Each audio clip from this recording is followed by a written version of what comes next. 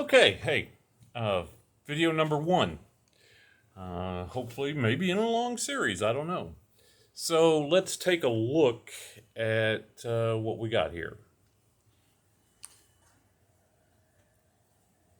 This is the Honda Ascot FT500.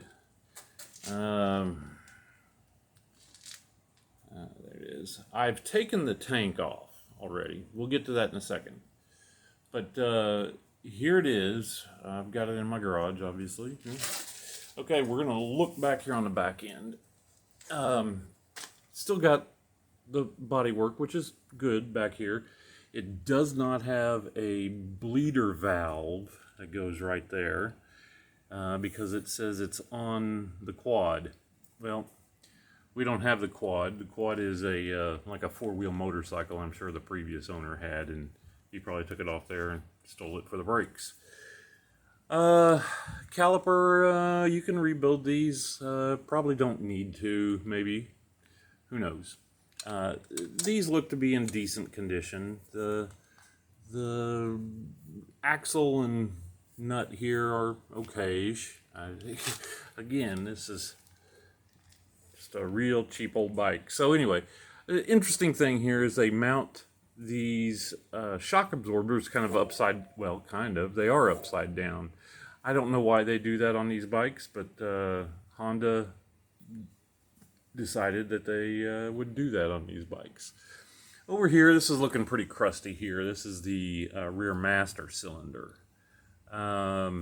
Somebody's taken the bolts loose, and I don't know what went there. Something used to go there.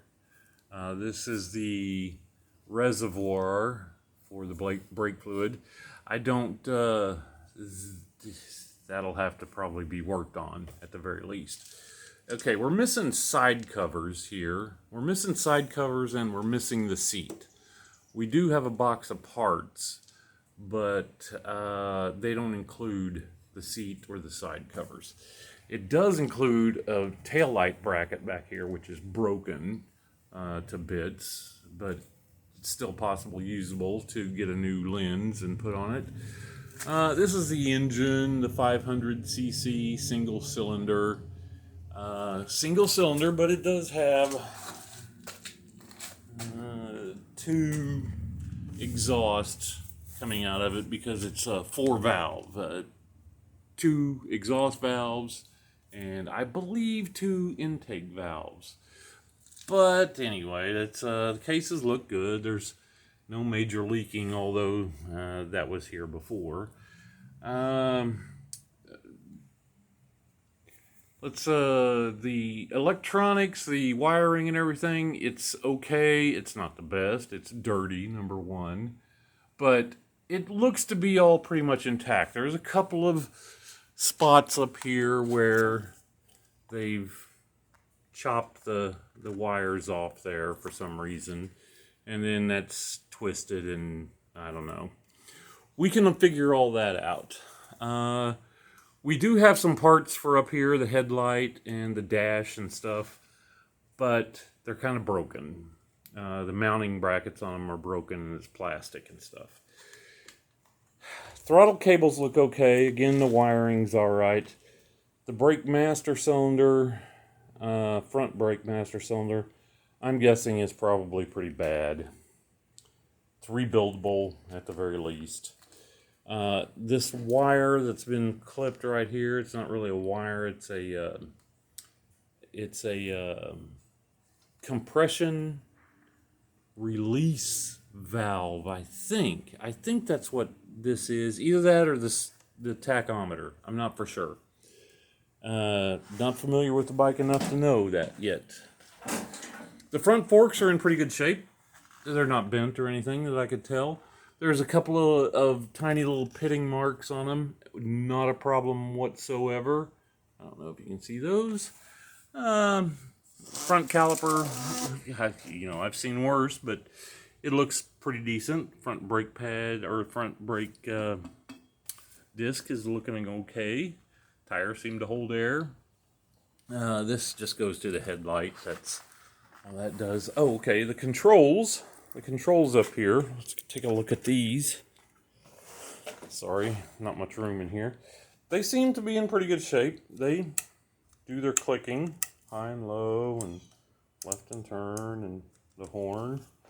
Over here, again. I mean, it's you know, they're working. They're not frozen up and broken off or anything. There's some fuses under here I have yet to look at. This is a choke cable, and it's broken, as you can see. Down here's the carb. We'll have to get into that, I'm sure.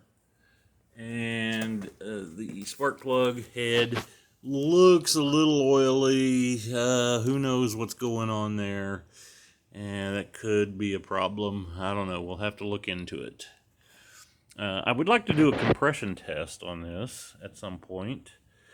Here's the starter. These bikes don't have a Kickstarter, which is neither here nor there to me. I like electric starts. Shifter kind of bent.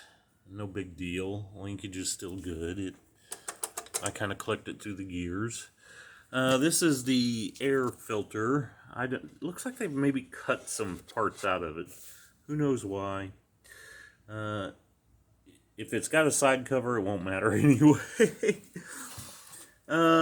Sprocket and chains are not in the best condition, but it's possible we can get by with them because I'm not going to be putting a lot of miles on this bike if we even get it running or not. So anyway, back to the tank. I took the tank off just a little while ago, emptied it out. Here's the lovely old gas that was in it, and a bunch of dirt down there, rust. The inside's not that bad. It's a little rusty, but really for an old bike, it's not too bad. I've definitely had worse rust on my bikes. I don't know if you can see way down in there or not. It's just a little, little spots there. Little spots over there. Focusing on the light. Anyway, it's not too bad. There's a couple of scrapes and dents on it right there. But boy, it's not bad. It's not leaking. None of the seams are rusted out and leaking, which is good.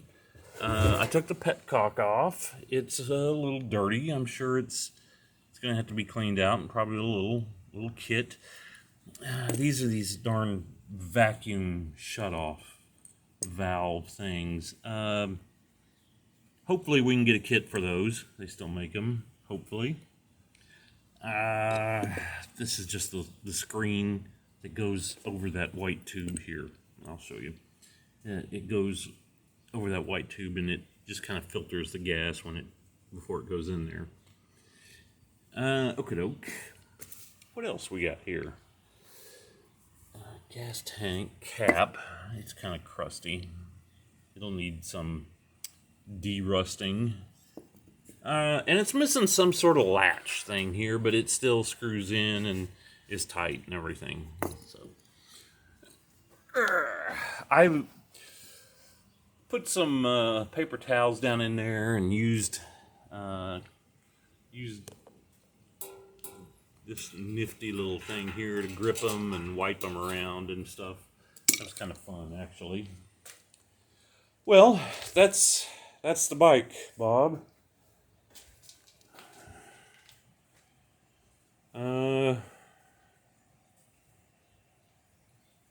We'll see.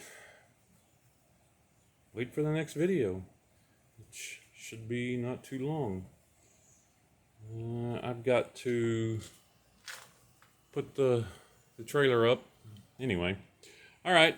Just quick look around. There's the 350. This is the 750, 450, and the 600. I'm running out of room. This used to be all good. Oh, we're missing the exhaust. We're missing the exhaust. Not a big deal. I think I've probably said that 100 times. Not a big deal. It's just add to the price. Add to the expense. You can get cheap aftermarket ones anyway. And we're not doing a full restoration on this anyway. All right. Okay. It rolls really easy. The bearings are in good shape. They call these the headers. That's the first part of the exhaust. Those are in real good shape. I mean, there's a lot here. It's. I'm glad I got it. I'm looking forward to it. With that, I'll talk to you later.